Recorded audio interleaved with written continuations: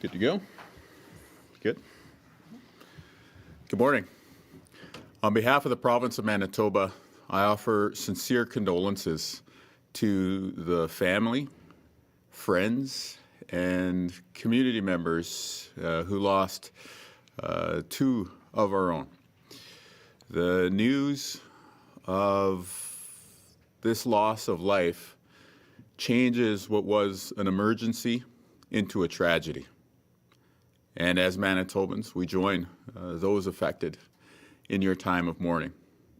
The flags are flying at half-mast here at the Manitoba Legislature as a small gesture towards the sympathies that we feel and how this latest turn in this year's wildfire situation hits on a different emotional level.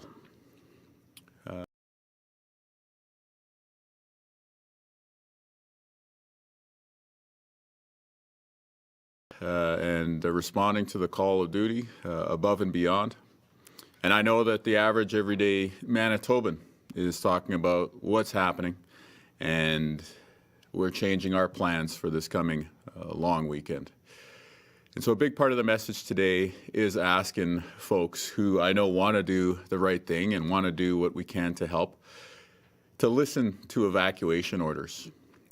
Particularly the latest orders that are coming in the Whiteshell Provincial Park. No matter where you are in Manitoba, we're also asking no fires, please. Any fire that goes out of control, even in an area that's not dealing with wildfire, could potentially pull resources away from the front lines where we urgently need help. And of course, you know, May Long is often a special time. This will be a May Long where we're asking for rain. Maybe unlike other years.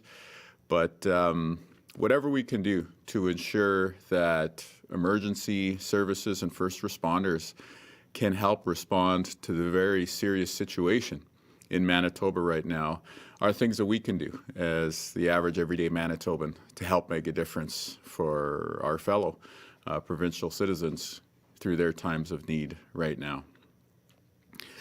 When we're talking about the situation and the current state of play, there were additional evacuations last night. The community of Woodridge, just I guess south of the Sandylands area in Manitoba, was evacuated. It's about 300 people that we're talking about here, which means that today, just looking at the amount of people registered, it's over 1,000. That is probably a low number because not everyone has registered with your local reception centers. But we do ask folks, if you are out, to please register. It helps us more than anything to be able to account for people when it comes to safety. But also, very importantly, it helps to make sure that people are going to get the emergency social services and other supports that you need while you're out of your homes. At the same time that we have more than 1,000 Manitobans out of our homes in Winnipeg and other communities in southern Manitoba, we're also hosting more than 1,200 people from Ontario. And so there are a ton of people stepping up, not just on the front lines, but also just by being good hosts and showing that friendly Manitoban hospitality right now. So again, please obey evacuation orders. No fires, please, even if there is not an official fire ban in your part of the province. And in order to back up these measures, later this morning, the province of Manitoba will be declaring a state of emergency in the Whiteshell Provincial Park. That will allow those who work in the Park Service and others in that area to have the emergency powers that they need to keep you safe. It will also help to ensure that the evacuation, which will be taking place today, will be able to proceed in a way that keeps Manitobans safe, keeps first responders safe, and allows us to fight the wildfire situation with a lot of the efficiency that's required. So with that in mind, I want to thank all the firefighters, the folks from the Manitoba Wildfire Service, folks who've joined us from other provinces, people from local fire departments who've been stepping up to fight the blazes in many regions of Manitoba. I also want to thank the local government leaders who've been that first layer of response, both when it comes to assessing and fighting fires in regions like Lac du Bonnet, but also to be that first line of welcome and support for people who have been forced out of their homes by these fires. I cannot say enough about the prep work and the planning that our municipal and local leaders have been doing, the local fire chiefs included. And when you see the effectiveness of their response, it really speaks to not only that lead work that they did, but also their ability to respond calmly and effectively under pressure. So on behalf of the province of Manitoba, we thank you. I also want to thank the evacuees who are being patient and who are working with our officials and ensuring that we're just going to put our collective interests as Manitobans first and foremost when it comes to safety and preserving lives, livelihoods, and property. And of course, to everybody who's hosting evacuees in Winnipeg, in Altona, in Morris, in Steinbach, and other communities across the province, I want to say thanks for stepping up during people's time of need. So this May long weekend is going to be challenging in Manitoba. Not only are we dealing with wildfires in the east where we could use a lot of rain to help us out, we're also dealing with an overland flood warning in western Manitoba as a result of too much precipitation potentially coming in that part of the province. So this May long weekend is certainly going to be something that a lot of families have looked forward to. But I also want to ask that we all work together during this difficult period to make sure that our emergency services and first responders have the space and the capacity to respond to some really serious situations across Manitoba. So perhaps some plans need to change, some reservations in the White Shell will be refunded, but these are simple things that we can do as Manitobans to help our fellow citizens get through some very tough times. So with that in mind, perhaps I'll turn it over to Kristen with a bit of an update from the Wildfire Service. Thank you, Premier. Good morning. I'm Kristen Hayward. I'm the Assistant Deputy Minister responsible for the Wildfire Service with Natural Resources and Indigenous Futures. The overall wildfire situation in Manitoba as of this morning is that we have 21 active fires burning. We've had 80 fires to date, and the 20-year average number of fires to date is 48. So you can see that as of today, we are well above average for this time of year. I'll just run through a bit of an update on some of our fires of note, beginning with Fire East 57 in the Arm of Piney. As the Premier referenced, this fire did result in the evacuation of the community of Woodridge last evening.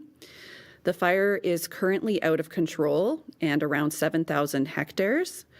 Fortunately, it sounds like that area did receive some rain last evening. We're still waiting on reports of how much rain fell over the specific fire, but we'll take anything we can get at this point. Moving on to, I'll go in numerical order. So Fire 61 near Bird River. Again, very active fire yesterday. At yesterday's press conference, I talked about the intensity of this fire.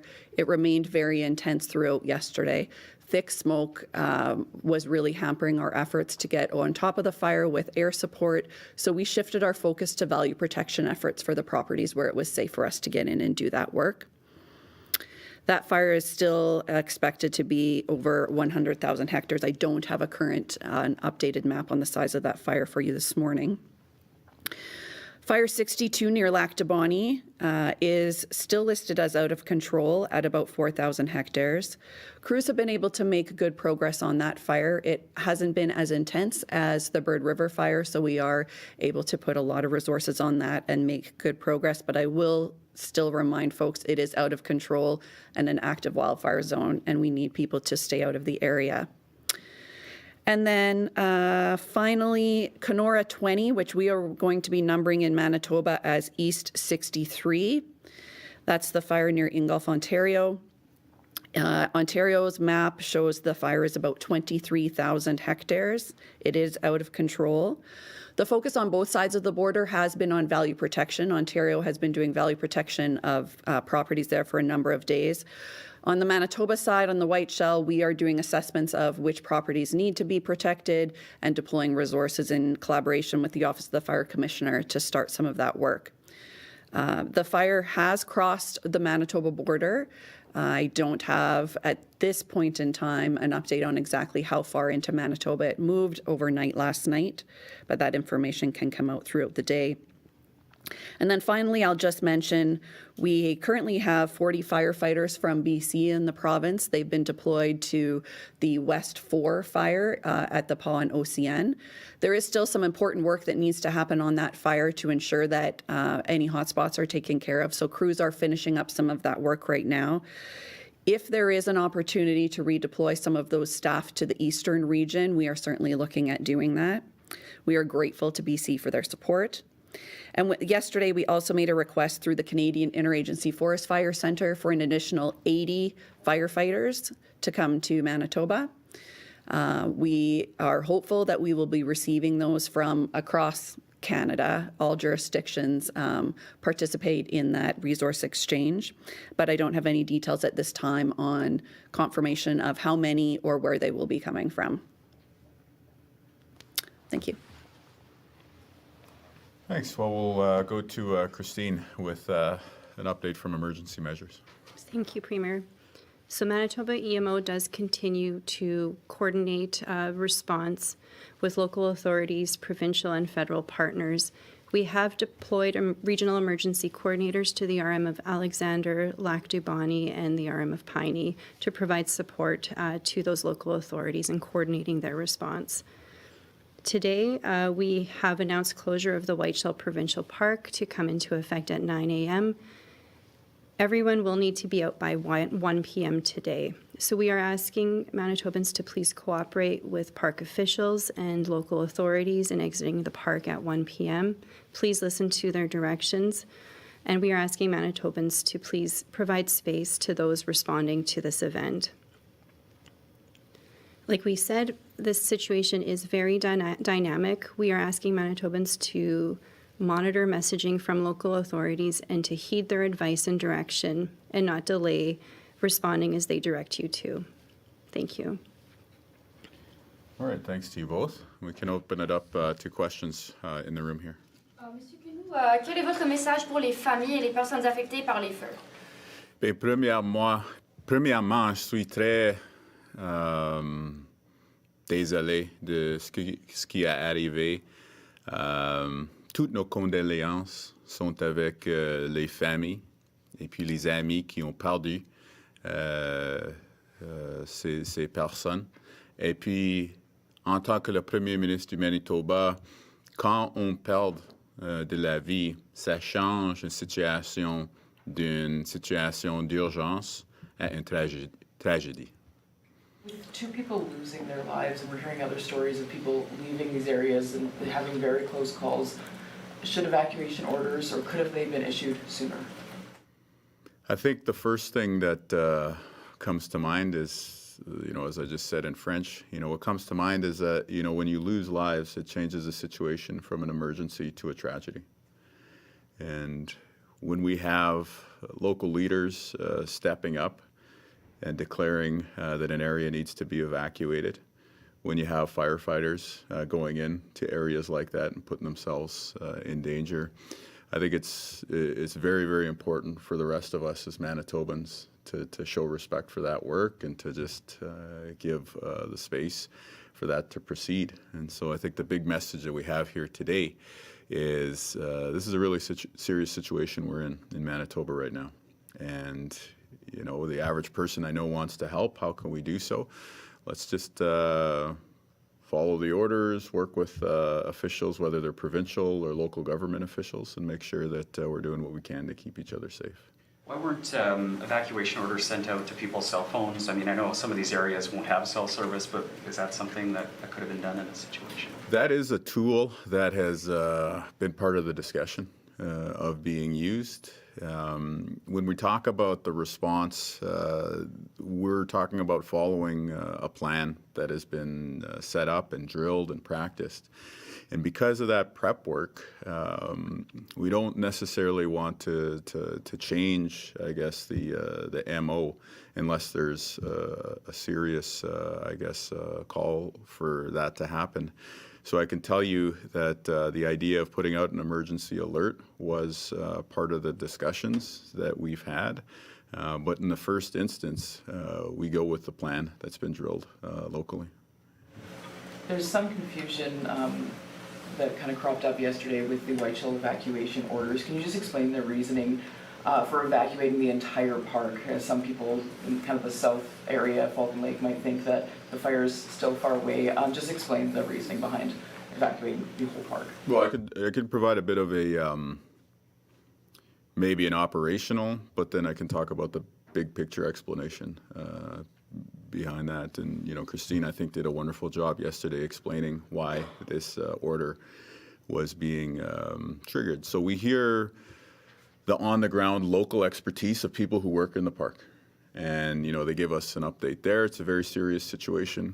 As we were going through the day yesterday, you had maybe 30 of the 239 permanent residents being forced out. And so then it becomes a conversation not just with the Parks branch, but also with EMO, with the Wildfire Service, and they bring their expertise to bear. We're giving you an update today that says there are several fires out of control in this region. The Whiteshell Provincial Park has limited number of access roads. And bringing this to the bigger picture, we lost lives in Manitoba yesterday.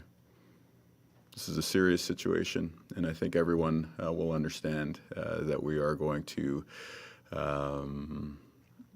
definitely take the cautious and safety-minded approach in this situation.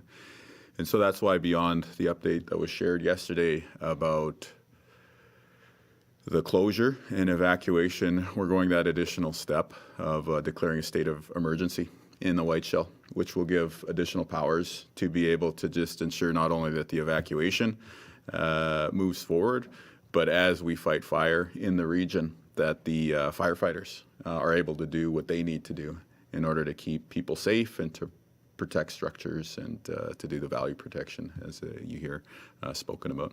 Have you considered a province-wide state of emergency? You know, everything's always, open in terms of tools in the toolbox, but at this point, we have the tools that we need to respond. I can tell you that some of the other discussions that are underway are talking about those, considerations like the financial assistance piece and potentially looking at the federal program there. So these are all tools that are in the toolbox. The message that we're sharing in terms of the tools that we have, the way we can make a difference right now is no fires, state of emergency in the Whiteshell, and let's listen and comply when a local official or a provincial official comes forward and asks for your help with something. Regarding the additional firefighters, is it realistically how soon could help arrive from outside of the province? Yeah, we had a good discussion yesterday with Premier Ford in Ontario, and he's certainly willing to help. It's a bit of a balancing act, I think, for the other jurisdictions who are dealing with their own firefighting situations. We can see right on the other side of the Ontario border, there's a serious situation there with more than 1,200 people out. So in the conversations earlier today, we were hopeful maybe in the latter part of this long weekend that we could see some of those resources start to arrive. How many people does the Whiteshell closure impact? Like, how many people are there that would have to leave? Yeah, well, the 239 permanent residents, like year-round residences, just in case my elocution's not making that clear. That provides you a baseline. On top of that, you got the commercial operators. So we're going to be looking to ask everyone to leave, with the exception of those really critically important park staff, as well as those necessary to fight the fires. Kristen, there is rain, but forecast is calling for east winds 30 gusting to 50. How problematic could that be for that fire along the Manitoba-Ontario border? You mentioned it had crossed the border last evening. That's definitely not the wind direction or speed that we were wanting. We're definitely going to be watching that and doing some of our own forecasting and analysis today to better understand what that might mean throughout the day and into tomorrow as well. Did that play into the park closing, like that wind?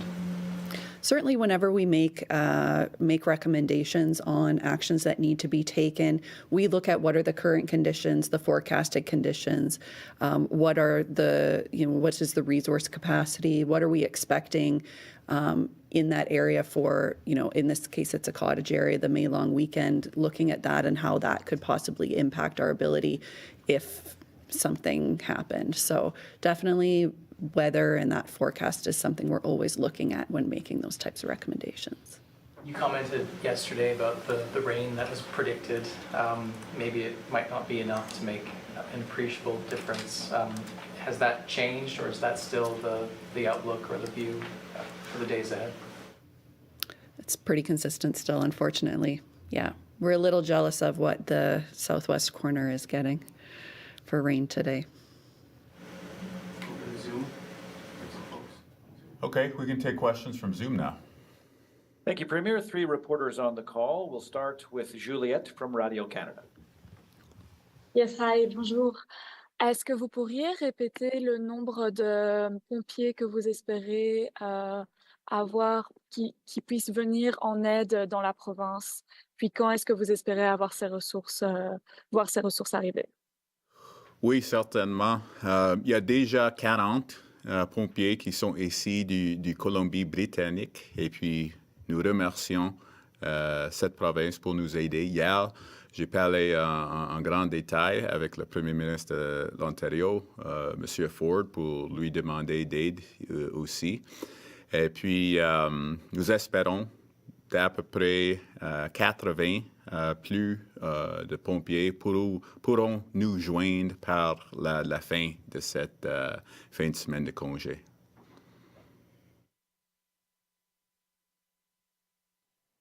Okay, Juliette, did you have a follow-up? All good for me, thank you.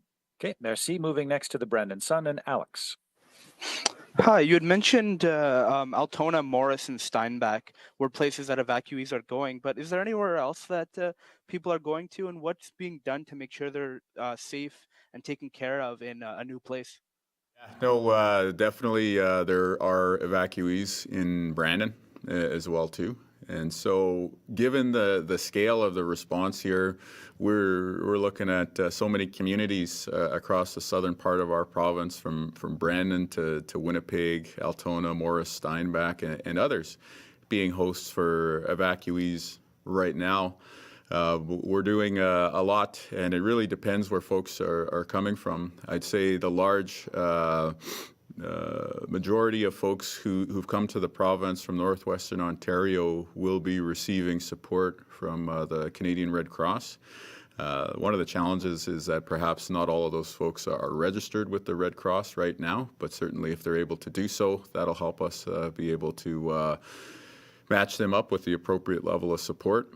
Here in Manitoba, the typical playbook is that the local government, in most cases a municipality, will be there for the first 72 hours, and then we as a province step in with emergency social services, basically, help just covering your costs and making sure you've got a place to stay.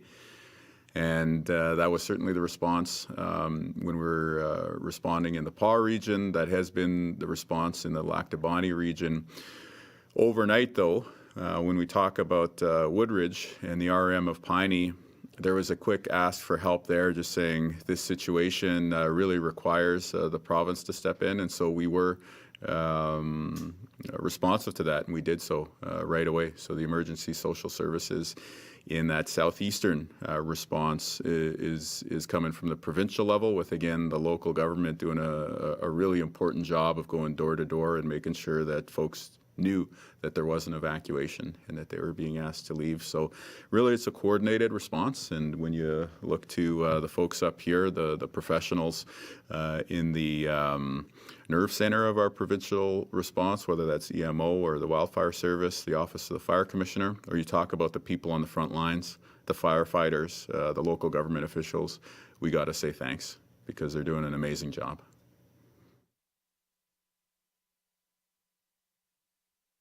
Do you know follow-up? Yeah. Yes, sorry. Do you know where the people coming to Westman are from, and if there's any other communities that they're coming to in the Westman region, and how many? Well, at this point, we'll be providing a couple more updates over the course of the day. One of the situations we're dealing with is that people are still in the process of registering. So we'll definitely provide more information as we can. I don't know if you have any specific details to add there, Christine. More information will come as we learn more and as more people register. Okay, we'll close things off with the Globe and Mail, Timur Durrani. Hi, thank you, Premier Canoe, and thank you, Ms. Hayward and Ms. Stevens, for taking our questions today. I'm not sure which of you could answer these questions that I have about the two people that died near the wildfire in Lac du Bonnet. Can you sort of explain to us a little bit? I'm a little confused about this. Where were these two people discovered? Were they discovered in their home? Were they discovered in their car trying to escape? I'm just trying to get an understanding of that. Well, I can start by saying that the whole province is torn up by this, and we send our sincere condolences. I had the opportunity to speak to the local government leaders, Reeve Lauren Schinkel, who you saw in the media event with the RCMP, the Reeve also, the RM of Alexander, and the town mayor for Lac du Bonnet as well too.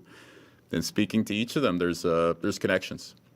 But we also have to be mindful of the RCMP's important work that they're doing. They were very judicious about the information that they shared yesterday, and I think we need to respect that. So certainly the whole province mourns alongside this family and friends and community who are grieving at this time.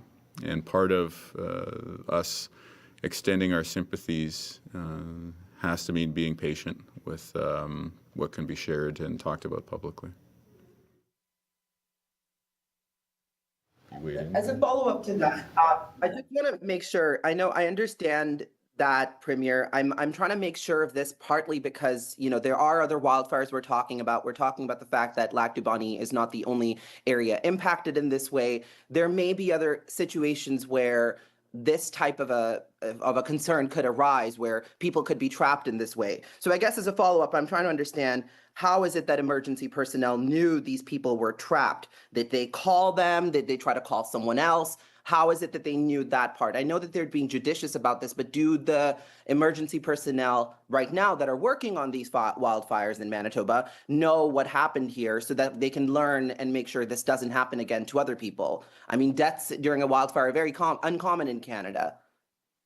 I think there's a lot of awareness amongst the first responders and others involved in the situation about what took place. And I can tell you that at the provincial level, moving from emergency to tragedy at the news of the loss of life is what is guiding the seriousness of our actions today. It's why we're asking Manitobans to work together, which I know we all want to do, to follow these evacuation orders and to stay away from the fire pits this weekend, and to make sure that we're giving space to the first responders out there.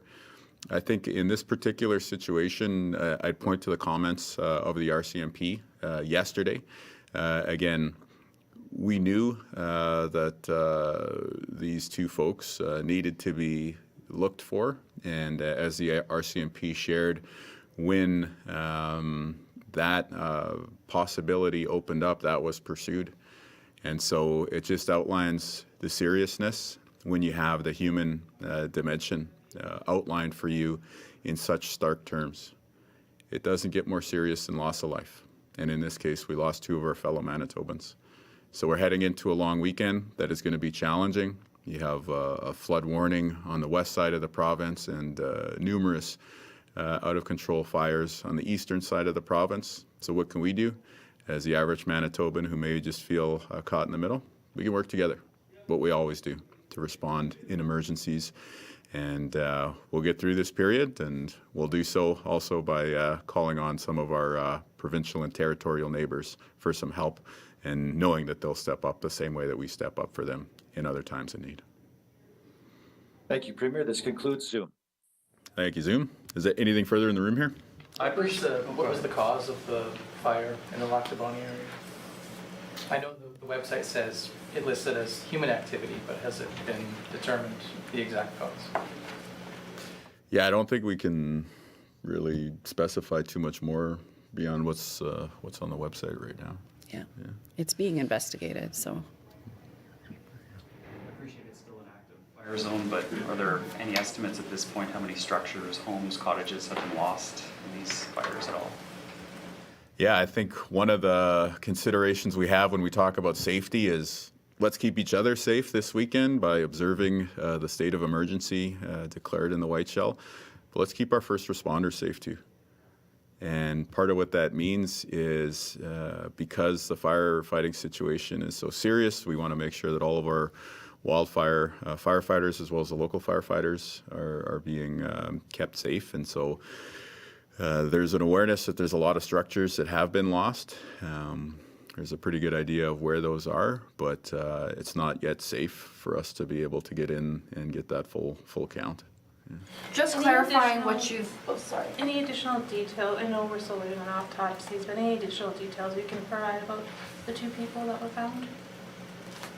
Well, I can tell you that they were well loved and will be missed by their friends and coworkers. I heard that from local government officials as well as just the other points of contact that we had. So we send our condolences, and losing 2 of our own as Manitobans, we're flying the flag at half-mast, and we'll be there to support these families and friends and community members through their time of need. And when it comes to information that folks are asking for today, I think the approach we always take is family first. And before families have answers like the ones you're asking questions about, I don't think we can share publicly.